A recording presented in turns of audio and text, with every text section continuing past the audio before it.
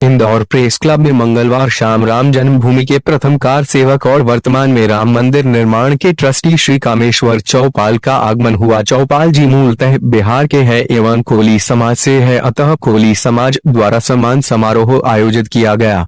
इस अवसर पर कोली समाज के वरिष्ठ जनों के अलावा श्री चौपाल जी ने भी अपने विचार व्यक्त किए, जिसमें उन्होंने कोली समाज और राम मंदिर निर्माण से जुड़ी रोचक जानकारियां दी।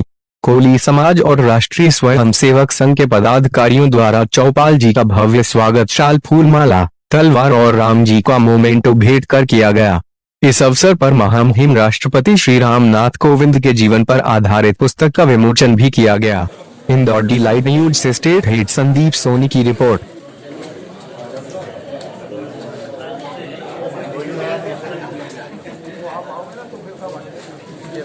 भाई साहब, आपका बहुत बहुत स्वागत है इंदौर की धरती पे, माँ अहिल्या की पावन धरती में आपका स्वागत है।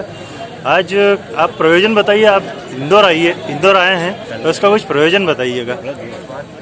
इंदौर आने का मूल प्रयोजन है कि देश में इस समय भगवान राम की जन्मभूमि पर भव्य मंदिर निर्माण करने के लिए एक बहुत बड़ा अभियान पूरे देश में विधि समर्पण अभियान चल रहा है जी।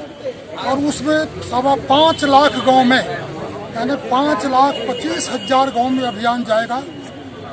13 करोड़ परिवार से इस अभियान में सीधे सीधे संबंध जुड़ेंगे और सबों के सहयोग से, सबके समर्पण से और सबके संकल्प के आधार पर में भव्य और दिव्य मंदिर भगवान राम के।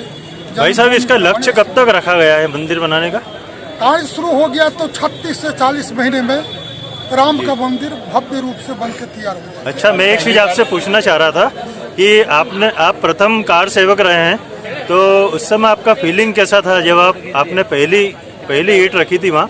बहुत ही साहसिक काम किया था आपने, तो मुझे लगा कि मेरा जीवन सार्थक हो गया। राम काम में और राष्ट्र काम में जिसका जीवन लग गया उसका जीवन धन्य है।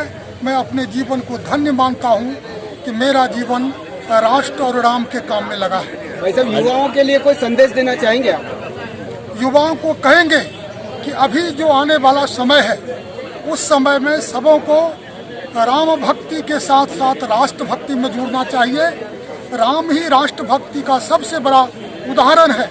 सोने के लंके के सामने भी राम ने कहा था, अपि स्वर्णमयी लंका नौमे लक्ष्मण रोचते, जननी जन्मभूमि सा स्वर्गादपि गरीयसी। स्वर्ग से भी महान हमारी मातृभूमि है, राष्ट्रभूमि है। इसलिए भारत भक्ति ही राम भक्ति है और राम भक्ति ही राष्ट्र भक्ति है। इस काम में युवाओं को लगना चाहिए। मध्य प्रदेश में आप यहाँ इंदौर में जो लोक माता देवी अहिल्याबाई की पावन नगरी कहलाती है और बाबा साहब अम्बेडकर की जन्मस्थली कहलाती है, यहाँ आकर के आप समाज के बीच में क्या संदेश देना चाहिए? मैं आपको बताया ना, बाबा साहब जहाँ पर काम छोड़ दिए थे उसके आगे काम करने के लिए नौजवानों को आगे बढ़ना चाहिए। बाबा साहब के काम के आधार पर में जो हमें ऊर्जा मिला है, जो हमें अधिकार मिला है, उसका उपयोग करते हुए लोकतंत्र को अधिक से अधिक सबल और मजबूत बनाना चाहिए। अच्छा लोकतंत्र होगा जब राम राज्य के जैसे किसी को दुख नहीं, किसी को कष्ट नहीं, किसी को रोग नहीं, किसी को संताप नहीं, ऐसा वातावरण बनेगा। भाई साहब, एक चीज आपसे पूछना था, बहुत ही महत्वपूर्ण जानकारी है।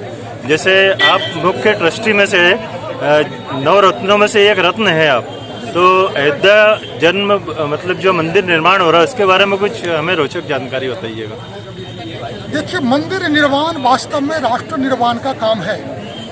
हजारों वर्ष में राष्ट्र खंड खंड में बिखर गया और उसको एक सूत्र में जोड़ने का सामर्थ्य यदि किसी में है तो वह राम में, कृष्ण में और देवाधिदेव शंकर में। ये तीनों ही ऐसे हमारे देव हैं जिन्होंने भारत को चप्पे चप्पे को नापा है। राम ने उत्तर से दक्षिण को जोड़ा, कृष्ण ने पश्चिम से पूरब को जोड़ा और शंकर सुदूर हिमालय से कन्याकुमारी तक जोड़ा। इसलिए भारत का कंकर कंकर शंकर है। और इस 3 मूर्ति को जब हम खड़ा करेंगे तभी हम इस देश में सामर्थ्य पैदा करेंगे। जब स्वस्थ श्यामला भूमि पर संसार का लोग आकर के ज्ञान का, विज्ञान का, करुणा का, दया का संदेश लेकर फिर से यहाँ से आपका आए। नाम जी भाई साहब, आपका शुभ परिचय बता दीजिए। मेरा नाम कामेश्वर चौपाल, आपके पास क्या दायित्व? भूमि तीर्थ क्षेत्र ट्रस्ट का सदस्य हूँ। धन्यवाद। जय श्री राम।